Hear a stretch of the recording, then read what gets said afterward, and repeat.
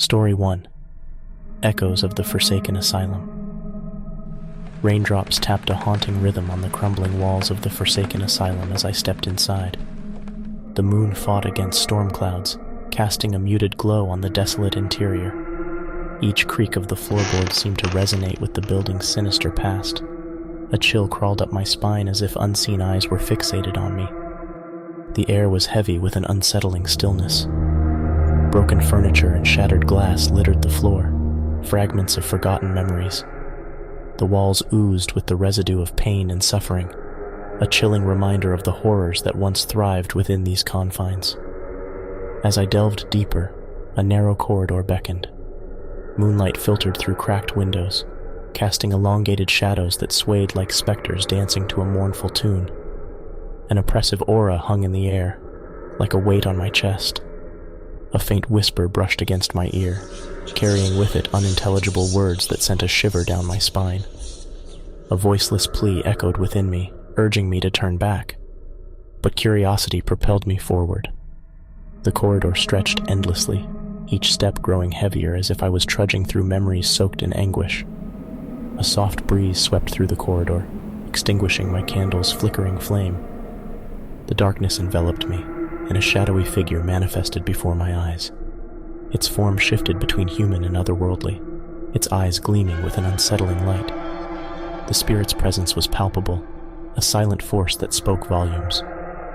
The spirit's story unveiled itself in fractured images, a tapestry of betrayal, cruelty, and unending torment. It had been ensnared in the asylum's curse, bound by its own rage and suffering. Even in death it lingered, a malevolent echo feeding off the fear of those who dared enter its domain. Empathy surged within me, a connection to the tormented soul trapped within these walls. A desire to free it from its perpetual anguish burned like a beacon in the darkness. The spirit's form flickered, its anger ebbing away to reveal a yearning for liberation. The choice was clear, though uncertain. A leap into the unknown, a quest to break the cycle of suffering that had consumed the spirit's existence. Determination coursed through my veins as I extended my hand, an offering of solidarity, of shared purpose. The spirit hesitated, its glow dimming. Then, with a final breath-like whisper, it dissolved into the shadows, leaving behind a sense of release. The air grew warmer, the weight of darkness lifting as if the very asylum exhaled a sigh of relief. Exiting the forsaken building, rain continued its gentle descent, as if washing away the sins of the past. The moon emerged, casting a gentle glow upon the decayed exterior. The burden of the spirit's tale remained, a testament to the redemptive power of connection and the potential for healing even in the darkest of places.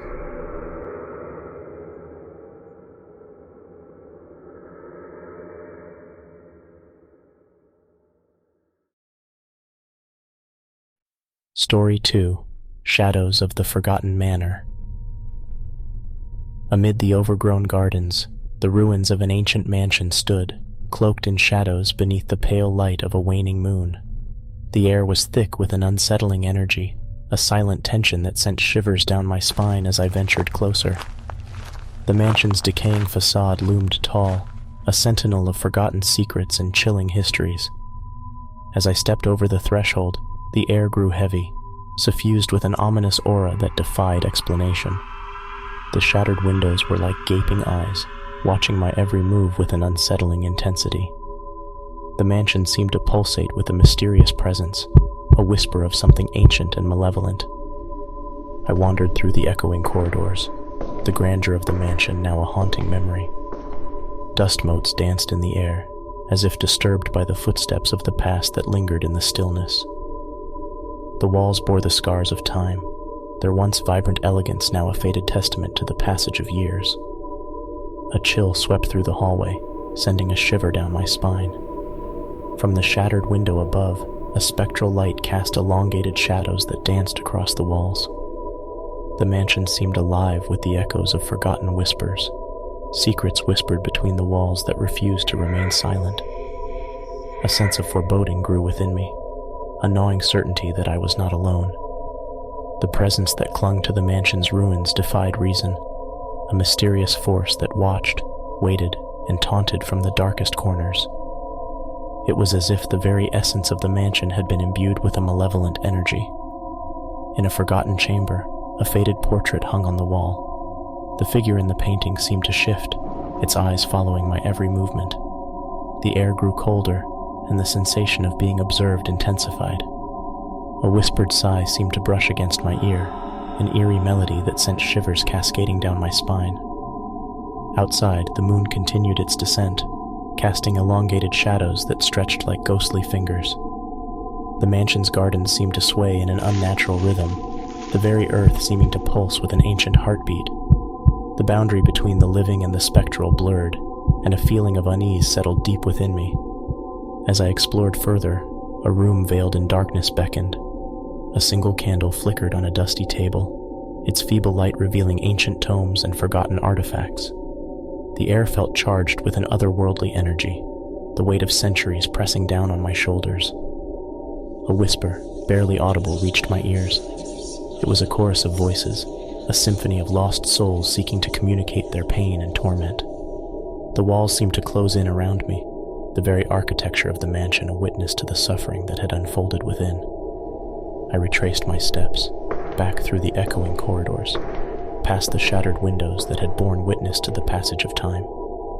The presence that had watched me from the shadows seemed to recede, fading into the darkness that clung to the mansion's bones. As I stepped out into the moonlit gardens, a heavy silence settled over the ruins. The mansion stood tall, a relic of the past, a testament to the mysteries that lingered beyond the veil of comprehension. The air was pregnant with an eerie stillness, a reminder that some secrets were meant to remain shrouded in darkness.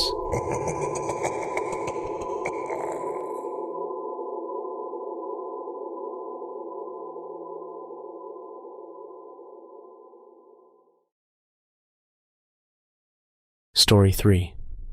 The Creature of the Abandoned Factory. The abandoned factory stood as a haunting monolith amidst the industrial wasteland, its shattered windows filtering moonlight that cast eerie patterns on the desolate ground. The air was thick with a sense of forsakenness, an oppressive silence that weighed heavily on my shoulders as I ventured into the factory's depths. Echoes of the past whispered through the corridors, a chilling reminder of the life that had once pulsed through this industrial labyrinth. The walls bore the scars of time, and each creak of the floorboards seemed to echo with the factory's forgotten secrets. An unrelenting sense of dread settled over me, like a heavy shroud. As I moved deeper into the factory's heart, an ominous presence seemed to follow my every step. My skin prickled as I caught sight of a hairless humanoid figure with eyes that gleamed with an otherworldly intensity. Its form flickered like a specter, a manifestation of terror that defied explanation. The air grew colder, and my breath caught in my throat as the figure's gaze locked onto mine, sending a shiver down my spine. Curiosity battled with fear as I drew closer to the figure, the oppressive aura making each step feel like a struggle against an invisible force. Shadows danced around us, their movements almost sentient, as if they held secrets too terrible to utter. The factory's oppressive atmosphere seemed to weigh heavier, bearing down on me like a leaden weight. Within the depths of the factory, I found myself in a cavernous chamber, the figure standing before me, its eyes unrelenting. An unspoken communion seemed to form between us, a connection forged through the shared dread that enveloped this forsaken place. The figure's eyes told a story of agony and betrayal, a tale etched in the very walls of the factory. A trembling hand extended, a gesture of empathy and understanding. But as our fingers almost touched, a piercing shriek shattered the silence.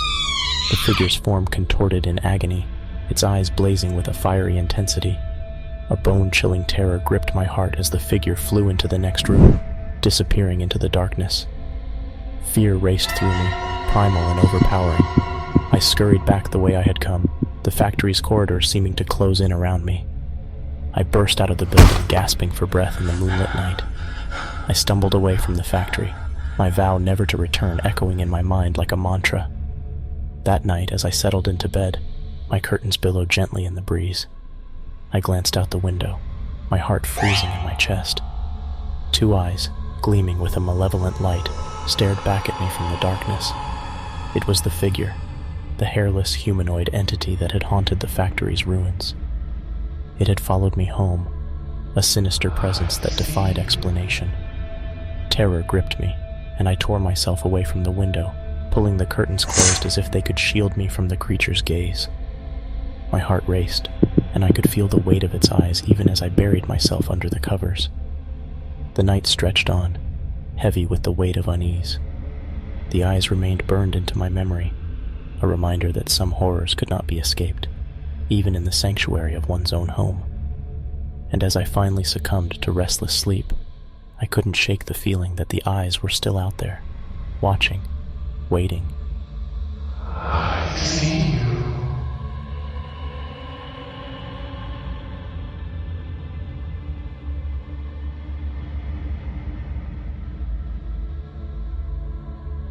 Thanks for tuning into another episode from the Alley of Nightmares.